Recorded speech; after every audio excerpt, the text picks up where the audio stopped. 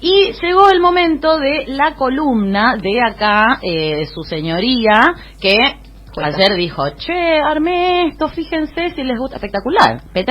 Ay, qué bueno. Y quiero decir, o sea, que yo todo esto lo hago y lo mando a corregir a mi señora madre, genia, licenciada en historia, para decirle, che, me la pifié ahí, dije algo que no era, y me dijo, no, la verdad, muy bueno, me corrigió un par de cositas, así que está aprobado por su señoría, ¿no? La matrona. Por la Marisa, que le mandamos un saludo. ¿Hace cuántos días? Ella debe saber, pero ¿hace cuántos días que no le mandamos un saludo a Marisa? Sí, Mirá cómo sos. Y a Lucho y a Elba. Y a Elba, a la Rubí, a la Betty, a todos. Felices oyentes, ¿no? Feliz. Sí, totalmente. Bueno, hoy les traigo una temática, todo esto es aproximación, ¿no? Porque son temas realmente muy complejos que requieren de muchísimo análisis, pero quería traer un poquito este modus operandi, esta dinámica de inclusión y exclusión que se hace básicamente a la ciudadanía política, al derecho político, y vamos a hablar de un par de cositas ahí que me parece importante como disparadores para pensar y pensarnos, ¿no? Como en nuestra vida cotidiana, porque son cosas que al día de hoy siguen sucediendo, son muy características, digamos, de las estructuras racistas, machistas que tiene la sociedad y nuestra economía. Y vamos a hablar del reconocimiento de la mujer y de su derecho político, ¿no? Y a esto convoca el concepto de la ciudadanía política, que involucra una serie de dimensiones y prácticas que atienden al derecho al sufragio, que es el aspecto tradicionalmente más destacado, y la posibilidad de representar al pueblo en ámbitos legislativos o ejecutivos de distinto nivel jurisdiccional, ¿no? Como municipal, provincial, nacional, y participar en espacios de acceso al poder como los partidos políticos, a través de la inserción en distintos puestos de decisión, de inclusión en listas electorales o en movimientos sociales o políticos de diversas entidades. Finalmente, la ciudadanía política performa el sentido común que percibe a las personas de cierto modo, ¿no? Y al mismo tiempo las personas se apropian de ese estatus que la ciudadanía implica e incluso potencian una subjetividad que no puede reflejarse en un derecho tangible, ¿no? Digamos como, bueno, el reconocimiento a esta ciudadanía y al derecho de poder representar o incidir en las distintas elecciones o lo que conforman a una nación, a veces no son, es que tipo, ay, bueno, tenés el derecho, toma esta ley que te avala a que vos hagas esto, sino como algo del sentido común de la sociedad, ¿no? Cierto. Entonces vamos a contextualizar un poquito cuando se empiezan a dar estos fenómenos, ¿no? El contexto político de lo que es el fines del siglo XIX, principios del siglo XX, ¿no? Entre 1880 y 1916 se asiste a un proceso de transformaciones que tradicionalmente ha sido analizado como el desarrollo y la consolidación de la Argentina moderna como la conocemos hoy. Consistió en el aprovechamiento al desarrollo del naciente capitalismo mundial. Para llevar a cabo esto era necesario construir un poder político centralizado, que ya no estuviera en manos de la élite, digamos, del siglo XIX, o de las famosas figuras de los caudillos, ¿no? Como la militarización y esos puestos de importancia eran lo que en definitiva terminaban definiendo la política, y que no se resolvieran los conflictos a través de enfrentamientos militares, ¿no? Para dirimir estos conflictos. Claro, que era algo que muy común que sucedió durante la guerra civil del siglo XIX. A partir de esto nace el Partido Autonomista Nacional, el famoso PAN, que es el que lleva a Roca a la presidencia y es la expresión política de acuerdo entre grupos provinciales que imponen este poder centralizado, y se conforma esta nueva élite política cerrada y exclusiva que terminó siendo muy limitante de la participación popular, por supuesto que sí. Además no representaban, digamos, los intereses populares, sino que ahí todo en el nichito de un Macri cualquiera, podríamos decir. Exacto, como algo totalmente excluyente y digamos esto, una élite política, porque después los que accedían a todos estos puestos eran parte de, digamos, de una mesa chica muy cerrada de este partido. La conformación del Estado era crucial para poner en marcha el desarrollo de producción de carnes y cereales, ¿no? Las características de la generación de riquezas que se dio en ese contexto, basada en la exportación de productos agropecuarios. El periodo fue designado con el nombre de la Argentina agroexportadora, ¿no? El famoso mito que nace del que, digamos, el granero del mundo, ¿no? Como una forma de Argentina posicionarse como agroexportador digamos, en el comercio capitalista. La élite en esa conformación tomó en sus manos el curso civilizador, ¿no? El Estado se sirvió de distintas herramientas, entre los que las leyes cobraron una gran centralidad. Esa fue la herramienta principal para empezar a ejercer este tipo de cosas, Y esto me parece muy importante, el curso civilizador, ¿no? Porque la conquista cultural y la conformación de un nuevo sentido común también era clave para imponer este nuevo sistema de gubernamental. Un sentido común, perdón, pero que ha subsistido 120 años después. Sí. La hicieron bárbaro. La hicieron bárbaro, donde la gente verdaderamente siente y percibe que la Argentina debe tener un modelo agroexportador, que el campo sigue siendo hoy, 2020, digamos, la principal actividad y la principal prioridad que tiene que tener nuestro país. Digamos que en términos de batalla cultural ganaron fuerte.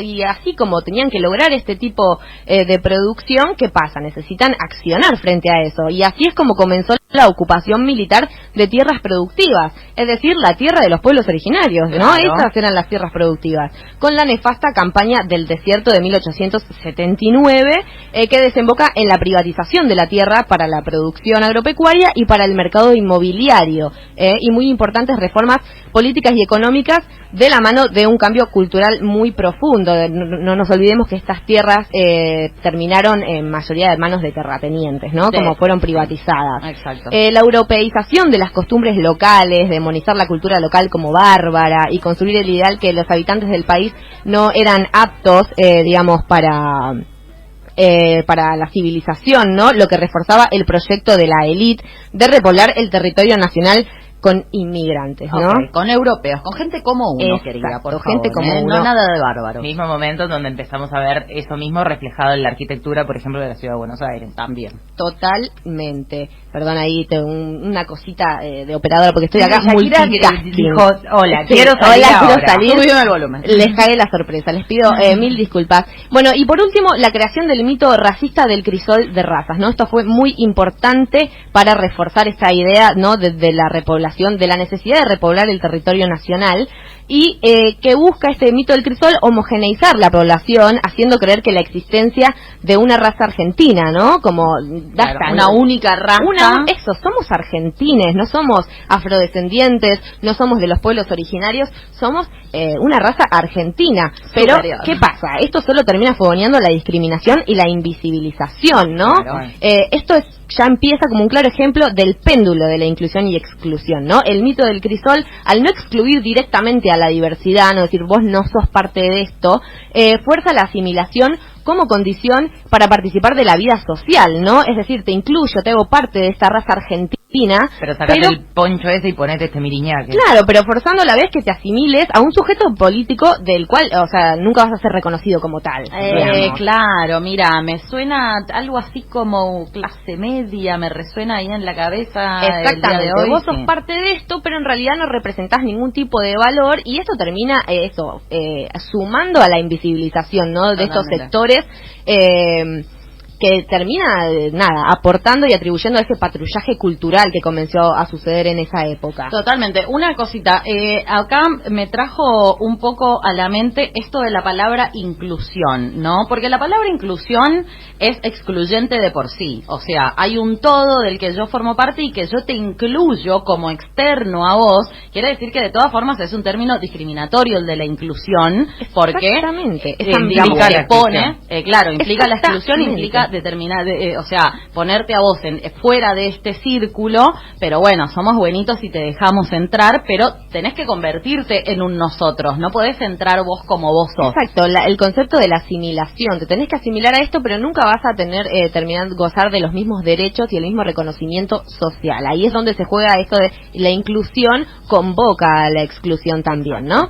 Se entiende que en ese proceso modernizador se intentó modelar sujetos en una relación genérica binaria y complementaria, ¿no? Esto era la estructura, aunque estos fueran poco proclives a adaptarse a ese molde, digamos, porque no es que esto sucedió y sucedió así nomás, siempre se opuso resistencia, nacen los movimientos populares, digamos, un montón de organización, y esos roles socialmente asignados tomaron límites más precisos y a la vez incidieron en la asunción de responsabilidades políticas que cada vez fueron siendo más específicas y conectadas con aquellas funciones sociales, ¿no? Entonces, ahora vamos a hablar un poco de este péndulo de la inclusión e inclusión en el feminismo, ¿no? La historiografía ha estado a tiro con respecto a los procesos de constitución de la ciudadanía de las mujeres, pero algunos han sido omitidos como problemas del orden político, ¿no? Como esto no tiene nada que ver con la política, chicos, esto tiene que ver con la naturaleza humana, ¿no? Claro. No es un problema político. Pero particularmente en relación con los derechos que involucran a la ciudadanía de las mujeres, ¿no? Como justo con todo lo demás tal vez sí es un problema político, pero esto no. Entonces la historia de las mujeres ha sido especialmente aguda en demostrar el modo en que desde fines del siglo XIX se configuró la maternalización de las mujeres desde diversas instituciones a fin de ajustar las funciones naturales con una función social, ¿no? Como ser madre es para lo que viniste al mundo, es por lo digamos, por lo que estás acá, es tu función, es lo que servís, lo más importante. La maternidad fue construida desde el Estado con un notable aporte desde diversas disciplinas del campo médico que intentaban afianzar un modelo de mujer mediante la biologización y naturalización de roles estrictamente sociales, claro, ¿no? La ideología de la domesticidad operaba de manera convincente con un modelo excluyente de la ciudadanía política para las mujeres. Era necesario ponerlas en el lugar que les corresponde, ¿no? Ahí, mamita, a la ahí cocina. es tu lugar, vos no tenés ningún derecho político acá. Los divulgadores de esta ideología se insertan en las esferas estatales y en sectores de poder que, desde campos diversos como la medicina, la educación, entre los más importantes, intentaban ejercer una influencia efectiva sobre las mujeres, especialmente las trabajadoras y sus hijos, ¿no? Porque acá las infancias también entran, digamos, dentro de las mismas vulnerabilidades y hasta a veces tal vez quien te dice un poquito más. Además, se intentaba regular el comportamiento de la población en los aspectos supuestamente privados, de manera que existiera una correlación entre la no ciudadanía femenina y la ciudadanía masculina, ¿no? Y una división sexual del trabajo que reservaba a las mujeres de las tareas reproductivas y a los varones las productivas. Ay, claro, el pan a la mesa. El pan a la mesa, exactamente, y esta confusión, y se desdibuja la línea entre lo que son tus derechos para, digamos, como públicos para el afuera, y que vos sufrías las mismas opresiones en tu casa, ¿no? Total. Uno de los grandes argumentos de ese momento para excluir a las mujeres del derecho al voto, por ejemplo, era que pertenecer al padrón electoral, a su vez, era pertenecer al padrón del enlistamiento militar. Oh, si vos estabas padrón es re difícil, loco, no se puede, no tengo claro, más papel. No, el padrón que se usa para votar es el padrón para la gente que se enlista en el ejército, y estaba prohibido que las mujeres se enlistaran en el ejército. Entonces, no te puedo hacer votar porque entonces tenés que ir al servicio militar, y no se puede, vos tu tarea es de ser madre, ¿no? O querés hacer el servicio militar, porque aparte esa, ¿no? La de acusarte a vos misma, como, querés votar, entonces tenés que hacer el servicio militar. No, y hay grandes figuras como Julieta Lanteri o Elvira Rauso que decían, sí, enlistame en el ejército, yo quiero participar de eso. Bueno, no, igual no, al cabo que ni quería. Las investigaciones han demostrado que el ideal de la maternidad era contradictorio con las prácticas que las madres de toda clase social y edad realizaban, ¿no? Como después existía la realidad, ¿no? Estaba este concepto que se perpetuaba, pero en realidad la vida de las mujeres y su cotidianidad no tenía nada que ver con eso, claro. Era muy, muy diferente. En este contexto y época, mientras se pone a la mujer como objeto de investigación, porque empieza todo un debate intelectual de cuál es su, digamos, su esencia, ¿no? Como un sujeto así magnífico, un unicornio, digamos. Los intelectuales y políticos llegan a un valor acordado que es la figura de la madre, ¿no? Esto es lo importante de tu esencia, y a través de la romantización de este valor desarrollan una maniobra compensatoria para la devaluada condición femenina, ¿no? Y ahí vemos el ejemplo, ¿no? De la inclusión y la exclusión, ¿no? Poner al tipo, no, vos sos lo más importante de esta sociedad, vos impartís el conocimiento, vos te estamos cuidando, vos moldeás la mente de los futuros gobernadores, de los futuros pensadores, de los futuros líderes. Eso es lo más importante de todo, y es ahí donde vos te tenés que quedar. Entonces, claro, te incluyo diciéndote que sos un pilar fundamental de la sociedad, y te excluyo de todo lo que tiene que ver con el derecho a la representación y el derecho político de la mujer, ¿no? Entre otros derechos, claro. Porque sabemos que las mujeres en esa época empiezan a trabajar, digamos, empiezan a formar parte de las fábricas, tienen jornadas laborales muy desiguales con respecto a lo de los hombres, no tenían derechos con respecto a cuánta cantidad de horas trabajaban, y tal vez los hombres sí, lo mismo con los derechos de los niños, estaban súper tercerizadas, eso era algo que pasaba un montón, que trabajaban desde sus casas y tercerizadas de las fábricas, entonces se les pagaba muchísimo menos, digamos, una brecha salarial calcada, muy, o sea, no está tapada para nada, eso es algo que es así, y ahí también empieza este fenómeno de las tareas de cuidado, ¿no? Las mujeres no tienen derechos laborales, laburan más horas, cobran menos, y a la vez vuelven a sus casas, y su rol de maternidad, y su rol de las tareas de la casa, y de atender a su marido, y atender a su marido, porque no sea cosa que lo malatiendas al pobre Ángel, ¿no? Totalmente. Entonces ahí de nuevo es un claro ejemplo de cómo nace esto de la inclusión y de la exclusión. En este clima político es que a principios del siglo XX comienza a cobrar fuerza el movimiento feminista, ¿no? Como lo conocemos un poquito hoy, o por lo menos esta caracterización, y crece la politización de la maternidad como medio para obtener también estos derechos políticos, como sí, la herramienta, claro, bueno, yo soy tan importante, hago todas estas cosas, tengo este derecho, entonces también puedo tener el derecho a representar, digamos, sí, claro, a la voz del feminismo, porque nosotras somos las que moldeamos justamente. Exacto, y en principio el derecho a elegir esa maternidad como camino de vida o no, porque está bien, la maternidad hasta este entonces era impuesta, era como vos de lo único que te tenés que ocupar es de parir hijos y de cuidar a tu marido, y con los primeros movimientos feministas también se empieza a poner el debate de eso, bueno, ¿qué pasa si no quiero? Y si además quiero laburar, y si además quiero estar en política, y si además, como que ahí empieza, ¿no?, la búsqueda de otros destinos, podríamos decir, no naturales, abro comillas y cierro comillas, porque también lo de la maternidad era una especie de derecho, pero en realidad era forzar a las mujeres a hacer gallinas que ponen huevos. Exactamente, ¿no? Como este es tu lugar, ¿no? Quédate acá, que es lo que corresponde, y este debate biologicista de tu naturalidad, ¿no? Como sacando la maternidad y la forma en la que uno construye una maternidad, que es completa y totalmente cultural y depende de quién te crió a vos, el contexto social en el que naciste y te desarrollaste, un montón de cosas, digamos. Está comprobadísimo que la maternidad y la forma de ejercerla no es algo que se hereda, no es algo que es genético, sino que es algo que se construye socialmente. No es un instinto. Exactamente. There's no such thing como el instinto maternal, o sea, no existe eso. Son los padres. Exacto, el instinto maternal son los padres, me refiero a los padres. Exactamente, paternalistas. Dora Barrancos analiza la subordinación de las mujeres como juego pendular de la inclusión y exclusión, ¿no? Habla de cómo un término convoca al otro, ¿no? Como una cosa circular, de no existe una sin la otra, y cómo se conceden cuotas de reconocimiento mientras se asegura que no se dispongan de todos los derechos. Se visibilizan algunos desempeños mientras se ocultan otros. Parece que se los considera mientras menos se los dignifica, ¿no? Este es como ahí Dora hace como muy conceptualmente de qué trata este término que acá estuvimos viendo unos ejemplos. También algo que me parece clave, que se visibilizan algunos desempeños, como el esfuerzo de hacer visible las realizaciones en mano de mujeres declina frente a la condescendencia con que se absuelve de responsabilidad a los varones, ¿no? Esto es mi mantra, es la línea de nuestras vidas. Y como resultado, también la virilización del carácter, ¿no? La masculinización de la figura de la mujer para tener un poco más de legitimidad, la contención del temperamental para transitar medios y espacios desiertos de mujeres y estar a la merced de aparecer y desaparecer de las consideraciones políticas gracias a eso, ¿no? Como esta cosa de, bueno, estás re loca, che, estás muy enojada, che, ¿qué te pasa? No exageres, está por venir. Entonces una tiene que estar totalmente en control de esa situación para no desaparecer de la consideración. Claro, pero a la vez también, cuando se masculiniza la figura femenina dentro de los ámbitos políticos y demás,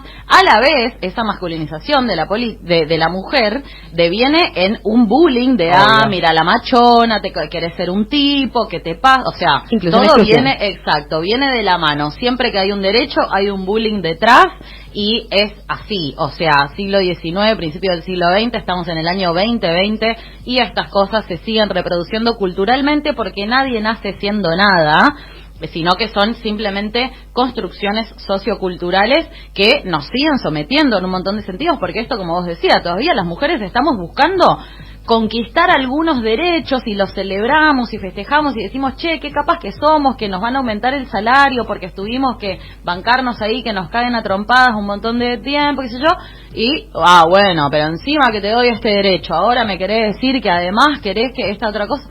Bueno, Totalmente. pasó con las enfermeras ayer, chicos, ¿qué decir? Totalmente, y en este contexto, ¿no? Está bien, hoy en día hay dirigentes políticas, mujeres, disidencias fuerte, con peso, que han llegado a bancas, digamos, de las altas cúpulas, y eso sucede, pero no nos confundamos ni por un segundo que para llegar a todos esos lugares tuvimos que recorrer ese tipo de herramientas, el famoso pechearla, ¿no? Sí, ¿Por claro. qué existe eso? ¿Por qué la tenemos que pechear? Bueno, porque este círculo de la inclusión y exclusión se repite una y otra vez. Para poder ser incluida tenés que efectivamente ser excluida de un montón de otras Tenés cosas. que resignar cosas para conseguir Exacto. otras y los hombres no, además. Eso porque si vos decís, bueno, es algo general, a todos nos pasa, a todos nos toca decir, bueno, vamos juntos a conquistar estos mismos derechos, pero a los hombres eso no les pasa. De hecho, es lo que nosotros llamamos pechear, en los hombres es poronguearla, y poronguearla te lleva a lugares mucho más altos y mucho más copados que estar entrando a los codazos, che, por favor, qué sé yo. Me parece una explicación muy clara de su columna. Ahora me estoy cuestionando aún más cosas de las que yo me venía cuestionando. La verdad, impecable. Esta chica, denle un Oscar Parrilli, Denle un Parrilli, quizás que le renovemos el contrato en 3 meses. Vamos a ver, pasé la prueba. Si se sigue portando bien, porque yo si te doy un derecho, mamita, te saco otro. Estamos, es así, quedamos así.